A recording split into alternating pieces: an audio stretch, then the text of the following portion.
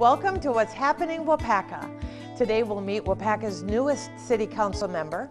We'll learn about Waupaca's most wanted, find out what the Foundation for Living is, travel out of the studio to learn more about horse health. We'll feature the Pet of the Month, of course, and have details on how a special woman in your life could win a Mother's Day total transformation. I'm Joni Kern, and this is What's Happening Waupaca.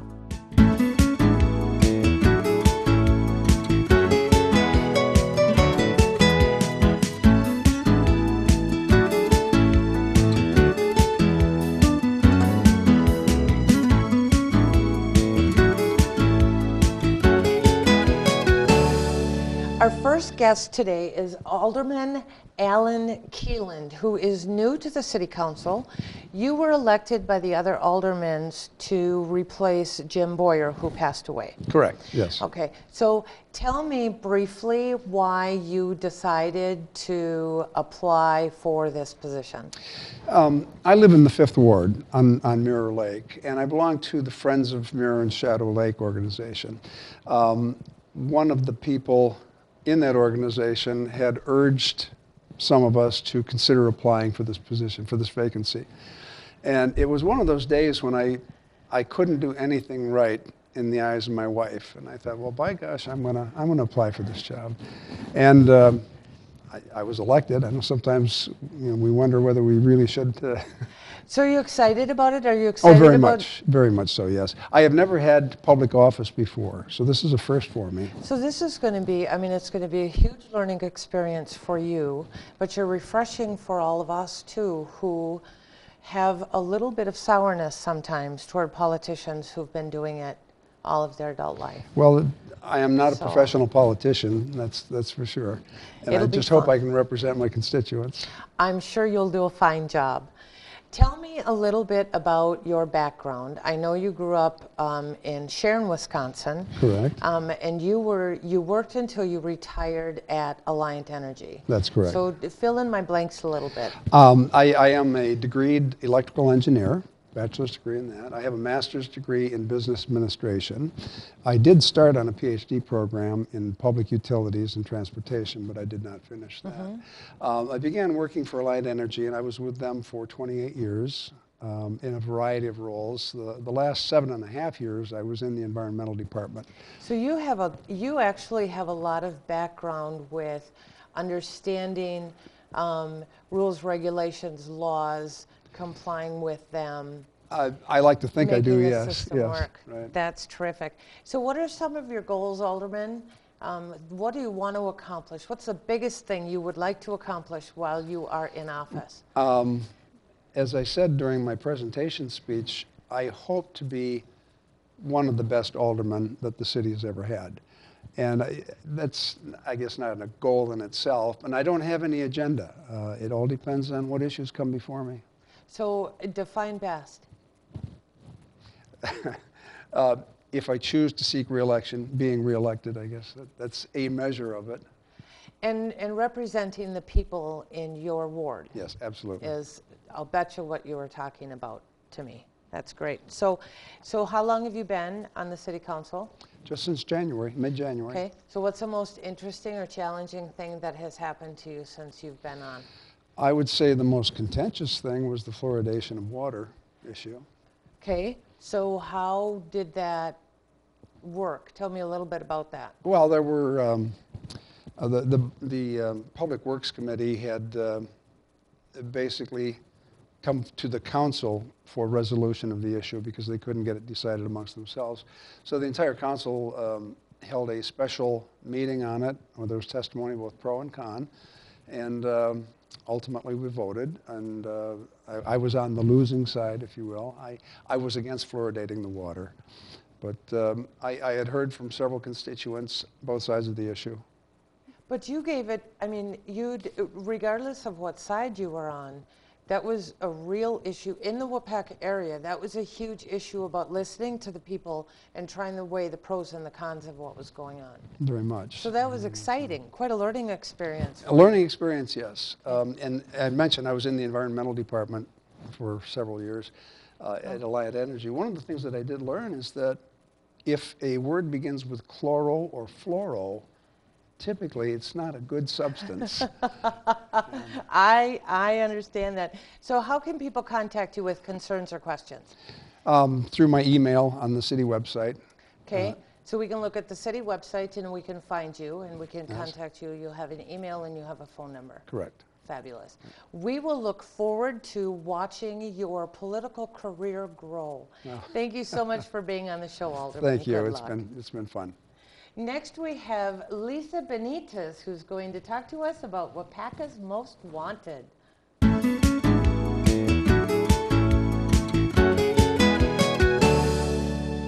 Angie Schiesel, Master Stylist, operating out of Big City Trends, located on Highway Q out on the chain in Waupaca, offering haircuts and coloring, nails, skin, and more. For more information, contact Angie at 920-850-3283 or email her. Angie, Master Stylist, proud sponsor of What's Happening Waupaca. Our next guest is Officer Lisa Benitez with the Waupaca Police Department. Welcome, officer. It's good to have you on the show. Hi, thank you. We're going to be talking about Waupaca's Most Wanted, but I thought it would be kind of nice to hear how long you've been with the police department and what exactly you do. So you've been with them for 12 years now. I have. Correct? Yes. And you are an actual patrol officer, but you were also telling me that you're a supervisor and a trainer. Field training officer, field training supervisor, meaning that I participate in and train the new officers when they come to the department to familiarize them with the routines and the policies of our department, which are tailored for our city here in Waupaca. Now, you started as a dispatcher, so you were did. as a dispatcher for 2 years before you became a police officer. How do you like it? I enjoy it a lot. I love working with people. The job has a very open, spontaneous side to it, as well as a very regimented side, and I enjoy both. So how did Waupaca's Most Wanted get started? Let's see, approximately 2.5, 3 years ago, the Waupaca Online Most Wanted started, which is connected with the city of Waupaca and then the police department. And 2 years ago in April, the Waupaca Most Wanted started in the newspaper. I spoke to editor there, Bob Cloud, and he was very happy to take on the project with me, and we've been working together on that ever since. So has it been successful? It has been very successful. So you've gotten some big, high-name, most wanted people off of the streets and out of harm's way? Correct? Yes, we have, and it's been a great way to utilize the help of the citizens in finding some of these people that are wanted for a variety of crimes. Because we hear about these people and we hear their names or we see their pictures, but we don't necessarily remember it. So it's kind of nice to be able to have something. To have the reminder, sure. Exactly, and somewhere that we can refer to so that if we see someone we think is on the list, we can go back there so we're not turning in our really friendly neighbor. Correct. And the online list of most wanted are people that are probably a little more difficult for law enforcement to come across, so a tip is extremely useful. The newspaper Most Wanted tends to have more of a turnover. We are able to find them a little quicker. People may be more acquainted with who they are and can give us a tip. Fabulous. So how many people are on the list? The online has approximately 20 people listed, 20 plus at any time.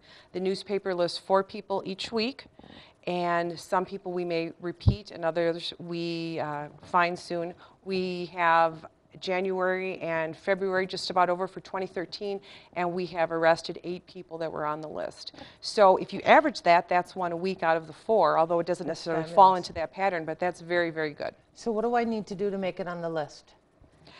Well, I mean, I need to be naughty. You need obviously. to be naughty, and there's such a long, long list of variety of ways you could do that. You know, we have Not had... that I want to go out and start being naughty or anything. No, don't do that. We have had things on there that someone may call as simple as theft, which really originates from not returning library material, to sexual assault of a child. So you can see that there's 2 very different ends of the spectrum being addressed there. So it's not like the FBI's 10 most wanted that they have to make. I mean, they literally have to be one of the 10 most wanted criminals in the country. You really are You really are focused on just finding the people that you need to find for whatever it is that they've done. They don't have to have committed murder. Or No, if someone has a anything warrant like that. associated with our area, they will end up on the most wanted. Well, I'm really glad the program has been so successful for you. Thank you, it has. Now we can see the list of people in the most wanted. You said there's 4 per week. 4 per week in the newspaper. The list online can be seen at waupacamostwanted.info. The mostwanted.info site has an anonymous tip sheet that can be filled out online. Somebody, if they know where someone is that we're looking for, they can submit that without revealing their identity, and that comes to my email.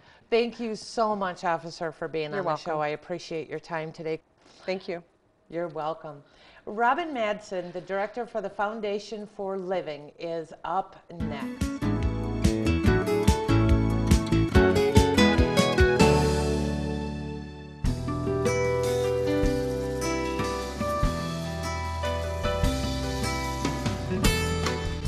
Welcome to the Waupaca Area Public Library.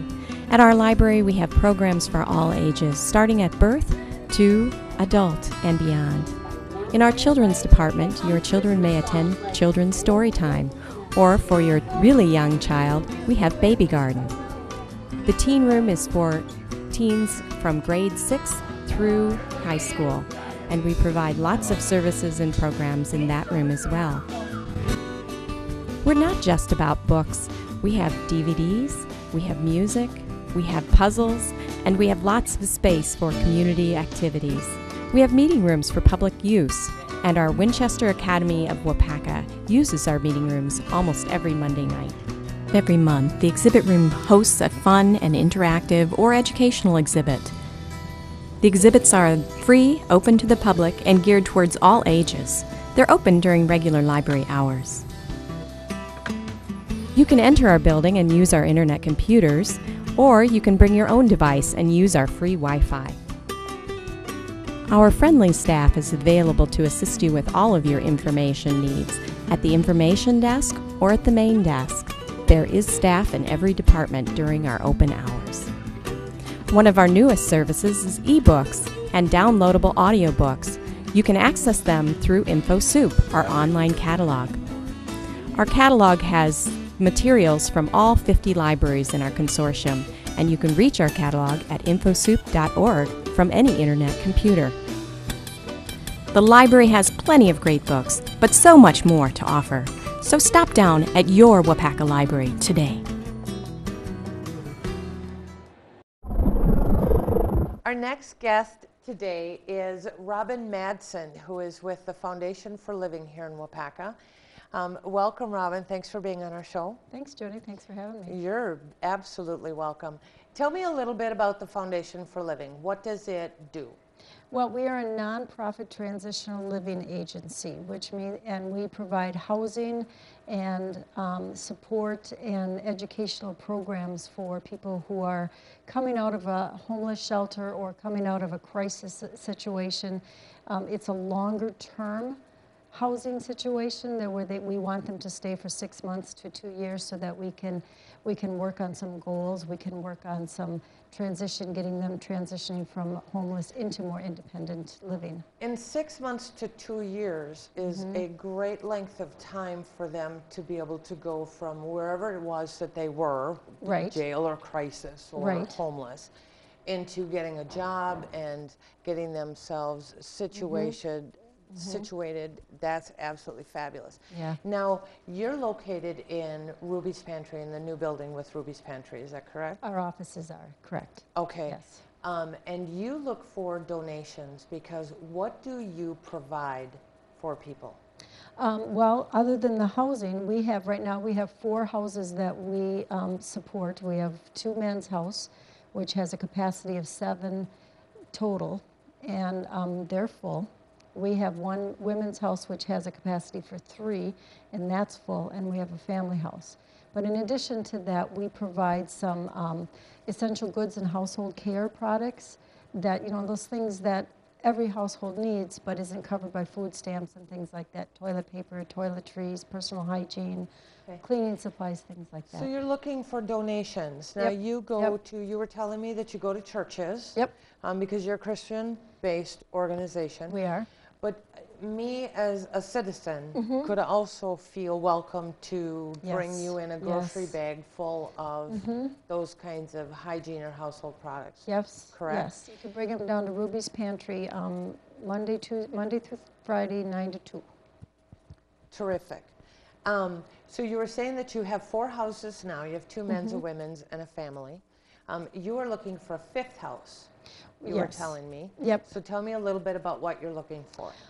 We are actually looking to purchase the house that we can, it's a bigger 7-bedroom house that we can combine the 2 men's houses together so that we can put all of them together, and that'll save us about $600 a month in housing costs, which is significant. And it would also bring us more stability and more, so purchasing it would make us long-term rather than just renting. Absolutely.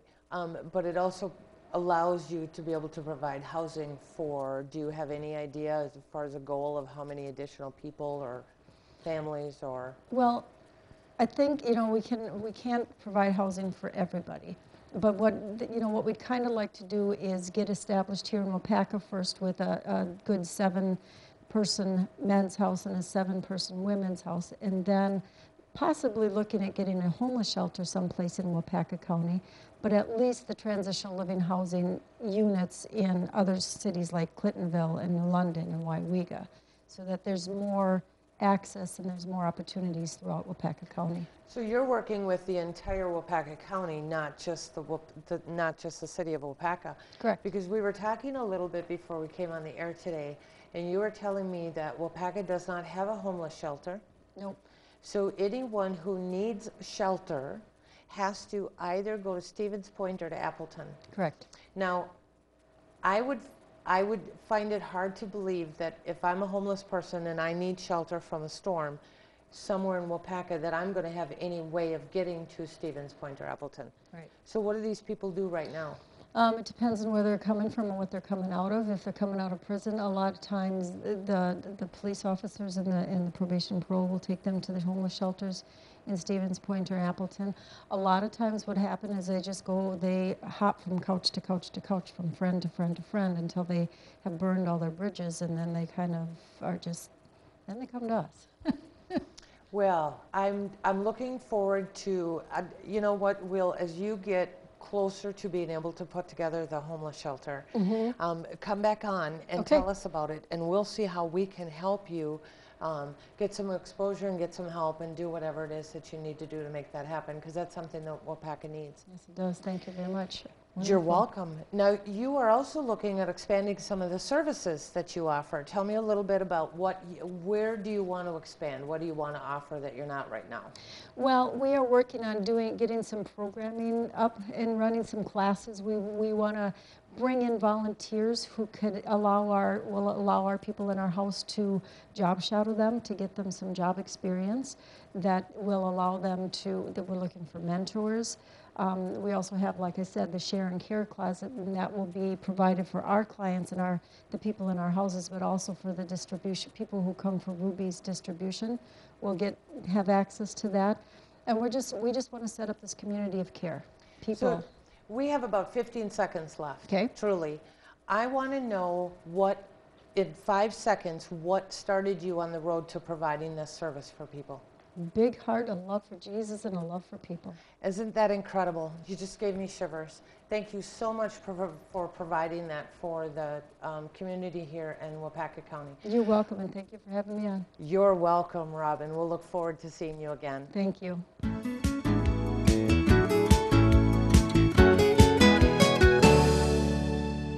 On Monday, February 25th of this year, Morgan Eilers and Nicole Jakowski saw a dream come true. They helped to organize a Kids Against Hunger event at the Waupaca High School. After months of fundraising and organizing, the event finally became a reality. During the event, High school students and community volunteers packaged 65,000 meals to be delivered to food banks in Wisconsin and Minnesota, as well as Liberia, Africa, all to help alleviate hunger. Way to go, Morgan and Nicole. Win TV salutes you. Our next guest is Dr. Wayne Hippis. We're actually heading out to my farm where we are going to watch him work a little bit with my horse, Ghost. Our special guest this morning is Dr. Wayne Hippis. He's a doctor of chiropractic with Equines. This is Ghost behind us. We are on site at my barn talking to him about horse health and how we can tell if a horse is healthy by the way they walk and stand, correct? So why don't you give us a little bit of an overview? We'll share the mic. Give us an overview of what to look for in a horse. Well, I thank you for having me today. There's several things that we want to look for in our horses. Some of them are going to be, does my horse have back soreness? One of the common issues that we look at is does the horse have a sway back? So generally when we look at the horse's top line, I'm going to step a little bit over here. When we are looking at a horse, we want to pay attention to several areas. First of all, let's look back at the rear end of the horse. We want to see that the tail, the set of the hips here, and how the leg enters into the back end here is looking like a normal conformation. Now, the way Ghost is standing here, we'll see that he's resting his left hind foot. It's not uncommon for horses to rest their feet, but if they do it consistently with the same foot all the time, that might be an indication that your horse has some soreness in this side of their back end here that they're trying to rest so that they don't keep their weight in there. The other thing, too, that we want to look at is our top line. When we look from the withers to the croup here, we like to see somewhat of a level nature. Now, under the conformation of different horses and different breeding, we might notice that a horse could be hip high or shoulder high. Hip high horses that are common would be like the quarter horse. Quarter horses are generally built with a taller back end and a shorter front end. Reason for that being, the quarter horse was designed, or was named a quarter horse because they can travel the fastest in a quarter mile of all horses. So they got some big engines on the back end. They're faster than thoroughbreds? In a quarter mile. So they say. I did not know that. Yeah. How about that, you're fast?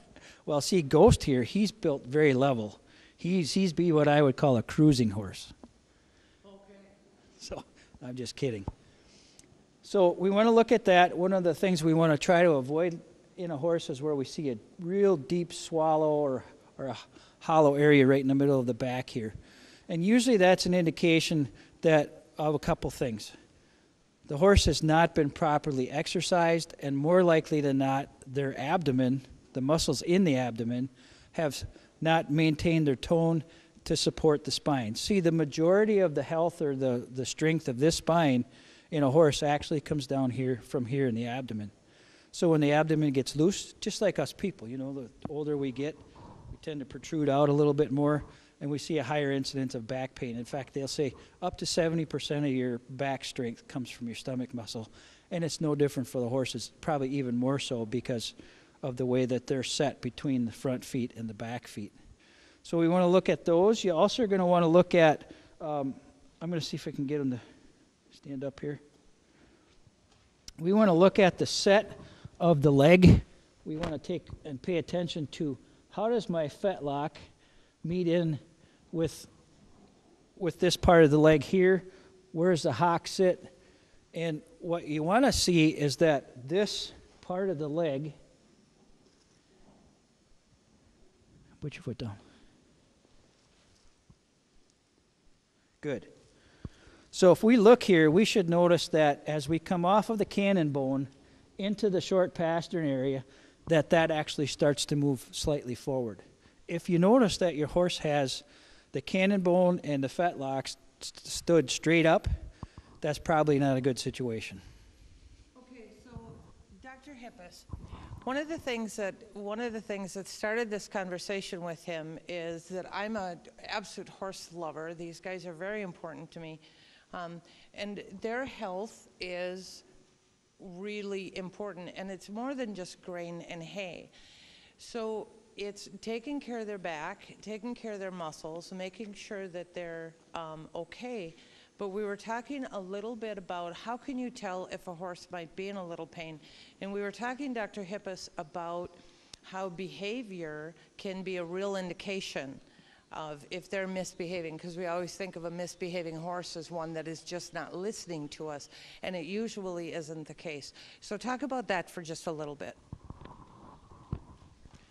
Well, I think you're absolutely right. Generally, most horses' personalities, they're going to want to try to do their job. Although they don't want to do any more work than they have to, generally they're going to want to try to do their job. Some horses develop bad habits. So one of the things that we can look at doing is actually going along and doing a bit of a check along their spine to check for soreness. Now, there's a bunch of different reflexes. Most horses are ticklish. If you were to take your hands with your fingers on either side of the spine and scratch down their back from the nose back towards the tail. So that would be a normal thing to see that horse flinch. As you can see, watch right in through here. When I come through, you see how those muscles all quiver here. That's a normal reflex. So what I try to help people to understand is if you really want to check your horse for soreness, start at the back end and just periodically at separate spots as you go up, poke along your horse. So I'm actually pushing down and towards his nose at the same time. These vertebrae that are in here lay like fish scales. And as the nerves come out, since they lay like fish scales from the nose towards the back, when you put your hand from the nose back towards the back, you don't get as much effect because you're basically laying the scales down on top of each other. This is a simplistic view, but coming from the back end up, we're actually taking those scales and slightly lifting them up. It's not exactly what happens, but for lack of, or a way for us to understand, that's something that maybe will help you. So we come in here and poke right on through, and you'll notice that when I check back here, Ghost has no reaction. But when I get to this area where his rib cage meets with his lumbar spine, see how he ducks away? And that's an indicator that he is sore. You're sore. He's sore. So when we're riding, we often think if a horse is misbehaving or they start picking at you or start bucking a little bit, a lot of times it's saddles, you need to check all of the gear, but it really does go a whole long ways further than that. It often isn't the rider or the tack that we put on them. It could be an underlying issue with the horse. So that's kind of, we're just about out of time. Doctor, we wanted to talk a little bit about this. I also want to remind everybody that we're going to be doing some footage of Ghost walking, and Dr. Hippis is going to be on next month's show where we're going to talk about how they should be walking. We know that Ghost has some back issues, so we're going to be talking about how to tell just by looking at a horse walk whether or not they have some issues, so that we are better informed as horse riders, because big riding season in spring and summer is just right around the corner. So I want to thank you, Dr. Hippis, a lot for being on the show and taking the time to come out to my farm and meeting my horse. And we will look forward to seeing you next month. Thank you. With Mother's Day just around the corner, WIN TV, What's Happening Waupaca, and Angie Schiesel, Master Stylist, are treating someone very special to a total transformation. The transformation includes a haircut style color and makeup just in time for Mother's Day. You can go to wintvwaupaca.com and get all of the information. Nominate someone very special in your life that deserves a total transformation and a great new feeling. Go to wintvwaupaca.com. We will be choosing someone from the nominations on April 24th, so you have until then to get in the nominations. Again, go to wintvwaupaca.com and nominate someone very special in your life for a total transformation.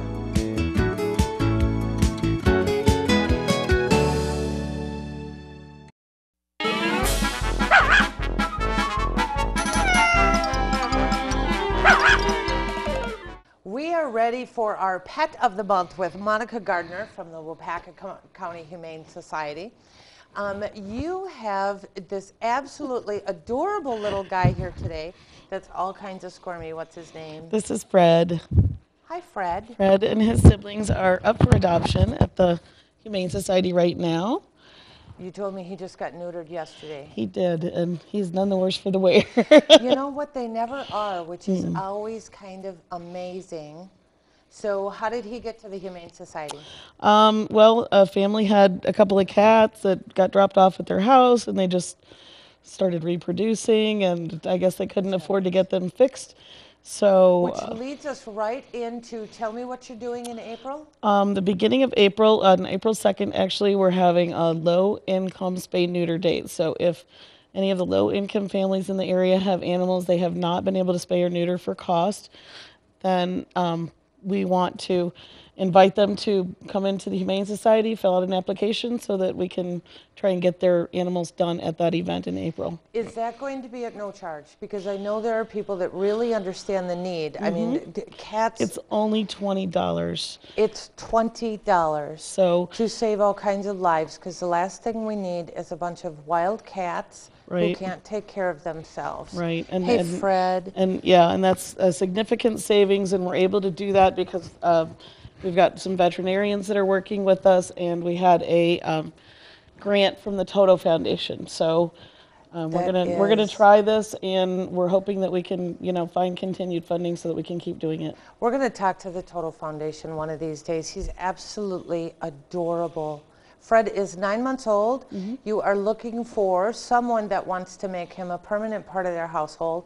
And go to the Humane Society Waupaca County website and get the information on how you can have your pet spayed or neutered at a huge savings. It's $20 just for low-income people. Correct. So it's just for you. So go check that out. You can also find you on Facebook. So terrific. Yeah. Thanks for being here today. Thanks we'll look for having forward us. to seeing you next month. Nice to meet you, Fred. Thanks for joining us today for What's Happening Waupaca. Don't forget, if your organization ever wants to be on the show, please call us at 715-258-4405. Remember to visit wintvwaupaca.com for all of the details on the Mother's Day makeover. Make sure you nominate someone special in your life. We'll see you again in April. I'm Joni Kern.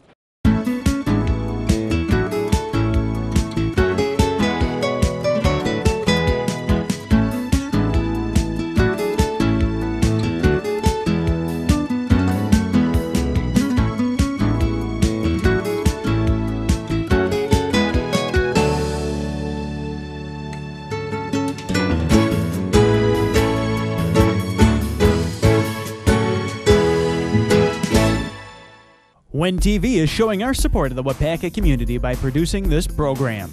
Show your support and sponsor an episode. Let's keep everyone in the know about all the great things going on right here in Waupaca. Call 715-258-4405 for details.